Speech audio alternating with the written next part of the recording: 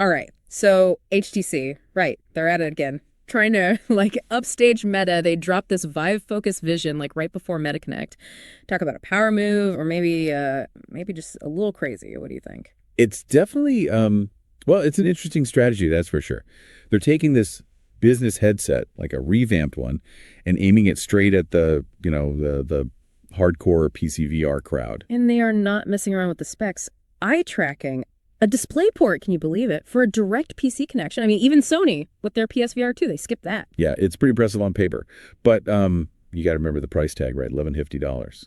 And that's with the adapter. Plus, they're still using those older Fresnel lenses. You could get a Reverb G2 for less, and it actually has better visuals. Oof, yeah. That's gotta hurt. Especially with the Quest 2 out there, like cleaning up, winning hearts and minds at a fraction of the cost. Imagine trying to convince someone to like drop over $1,000 on this thing when they could grab a Quest 2 and still have money left over for games, right? It's like, did HTC miss the memo on why the Quest 2 is so popular? Okay, but hey, maybe I'm like totally missing something here.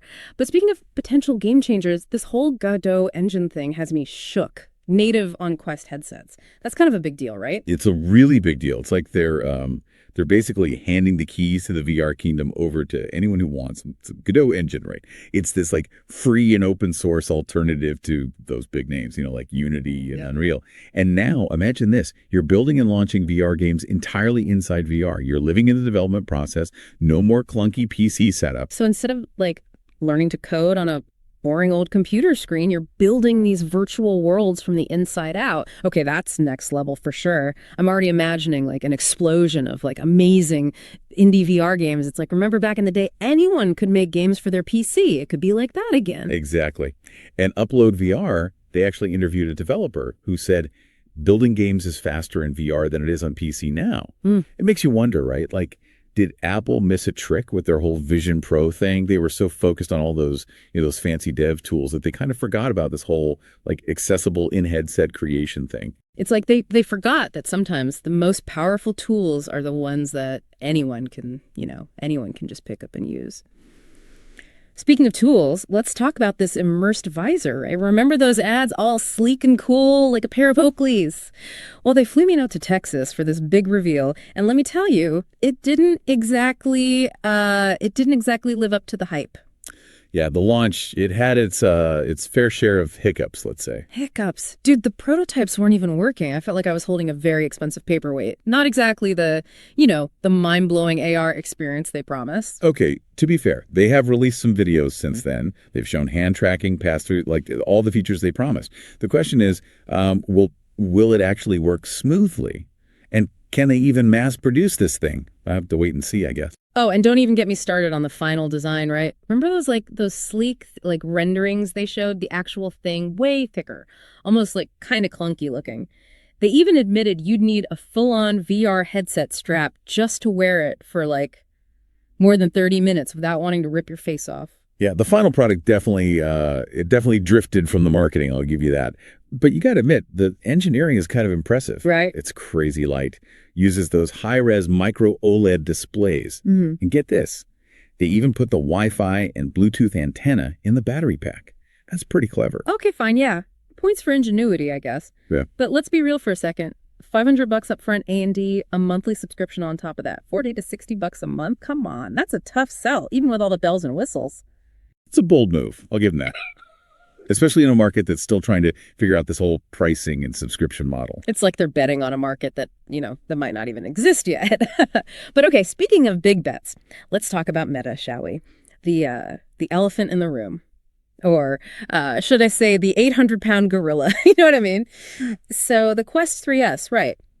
Not exactly a surprise, was it? It's basically a Quest 2 with some new guts, yeah. Pretty much. Same display, same lenses, even the same three-stage IPD system as the Quest 2.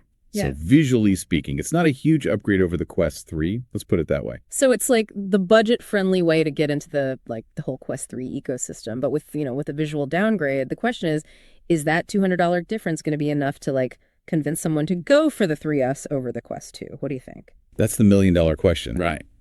It's a tough call, honestly. On the one hand, you are getting the same core experience as the Quest 3. Same chipset, RAM, tracking capabilities, all that. From a developer standpoint, that makes life so much easier, having, like a unified platform to develop for. Right. Less fragmentation. Makes sense. But for the average person, it all comes down to like how much do they value visual fidelity versus, saving a few bucks. It's a gamble for Meta, but then again, when are they not gambling? Well, their software announcements at MetaConnect, let me tell you, those were anything but risk averse. They came out swinging. It's like they looked at Apple and said, oh yeah, watch this. Yeah, that software blitz was insane. Like announcement after announcement. It was hard to keep up. And some of it felt very, how do I put this? Inspired by a certain fruit-themed company, don't you think? I think it's fair to say they were taking notes. Like that whole YouTube co-watching thing in Horizon Home. Yeah. I mean, it's a cool feature, don't get me wrong, and people have been asking for it forever.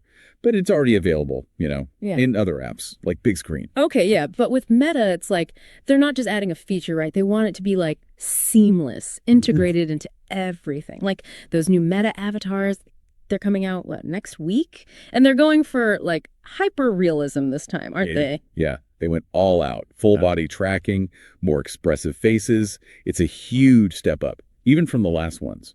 And get this, next year, you'll be able to generate outfits using AI. You just type in what you want and bam, instant fashion icon. Okay, that's just cool. Like having your own personal AI stylist. Sign me up.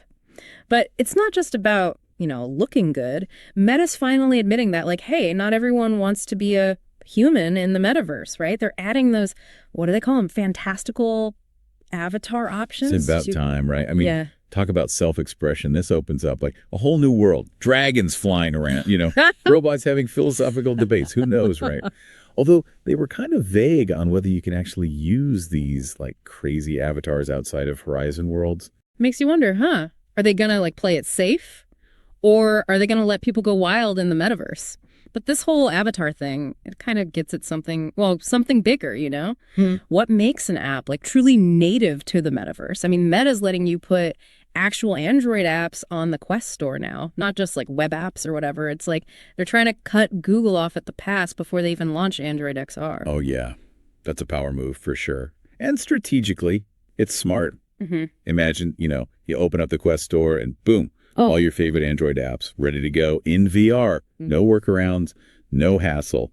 But there's a potential downside here. Oh, yeah.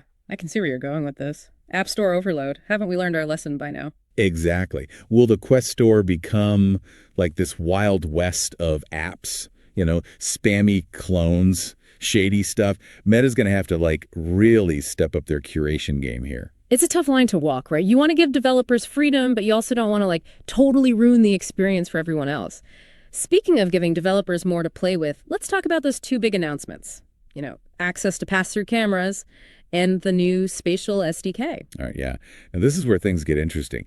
That pass-through API, that's huge. Basically, it means developers can tap directly into the Quest's cameras and run their own computer vision models on the fly. Okay, hold up.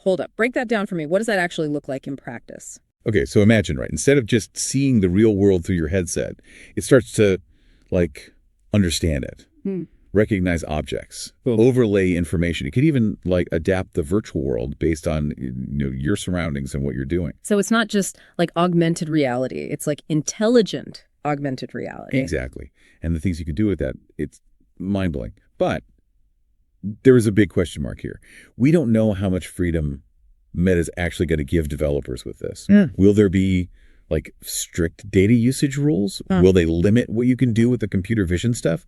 It's kind of a wait and see situation. It's always something, right? Amazing tech, but with strings attached. But hey, we also got that new spatial SDK. What's the big deal with that one? So this is all about making VR development more accessible. Right now, if you want to build a Quest app, you pretty much need to use a game engine, the spatial SDK. It changes that. You can build apps using regular, familiar tools, Android Studio, Kotlin, things like that. So you're saying instead of needing specialized VR knowledge, you can just use your existing skills. That's pretty cool. And here's the other thing.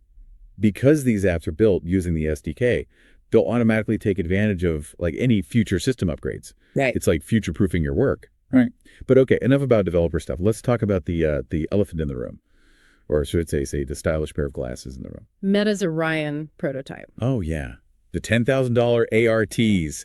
Way to end the presentation with a bang, It right? has a 70-degree field of view and AR glasses. Seriously, that's like unheard of. It's nuts. Yeah. And it's not just the field of view, right? They've managed to fit all this tech into something that actually looks like a normal pair of glasses.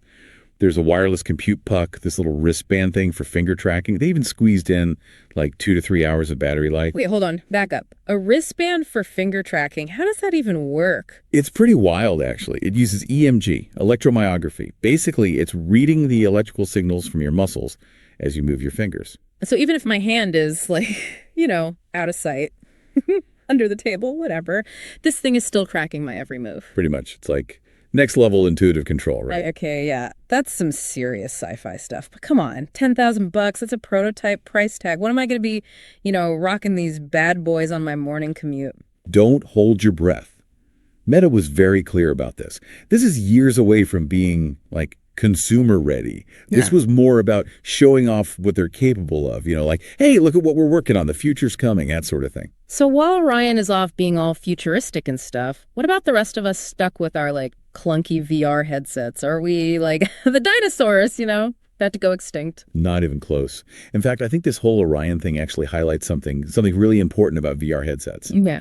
like the Quest Yeah. and Vision Pro. Really? How so? I would have thought those AR glasses were like the end game. Oh, they are. Eventually.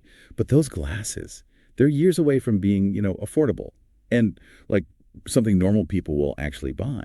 In the meantime, VR headsets are going to keep getting better, faster, cheaper. And that pass-through tech we were talking about, it's going to get so good that the line between VR and AR is practically going to disappear. You're saying we're going to have headsets that can blend the real and virtual worlds, just like those AR glasses, but with better visuals and without costing a fortune. Exactly.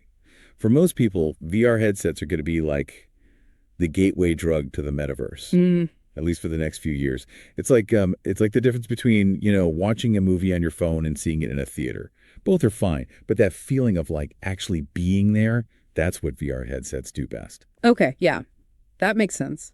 It's not about VR versus AR. It's about using the right tool for the job, right? But what about the overall experience? We can talk about all this awesome tech and stuff, but is it actually going to live up to the hype? Remember that immersed visor? All that promise, and it kind of sounded like a bit of a letdown. Yeah, the immersed visor. It's a good reminder that not everyone can pull off what Meta and Apple are doing.